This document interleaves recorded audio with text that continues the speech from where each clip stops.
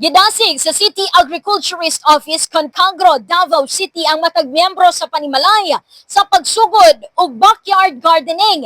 Isip kabahin sa pagsiguro sa pagkaon ug pagpangandam batok sa nagpadayon nga init nga panahon. Ato ni Cagro Officer in Charge, Dr. Antonio Obsioma, dako ang ikatabang sa pagpananom ug kaugalingong utanon sa matag panimalay.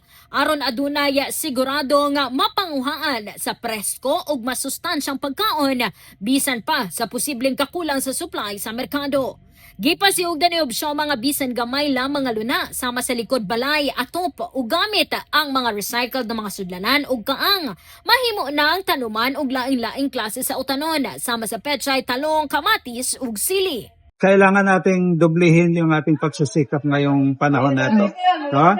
Hindi lang yung mga magsasaka, kundi yung mga nasa bahay-bahay na kung pwede magtanim ng sariling gulay. Hindi kailangan ang malaking lupa para mag-produce ng gulay kahit hindi paso yan o mga container yan, pwedeng gumawa ng magtanim ng gulay.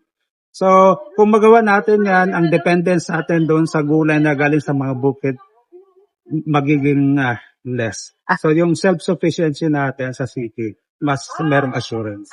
Dugang pa niya ang backyard gardening dili lamang makatabang sa pagpaminos sa gasto sa pagkaon kundili makapalambo usab sa kahimsog sa pamilya ug makahatag og dugang nga kita kun adunay sobrang ani.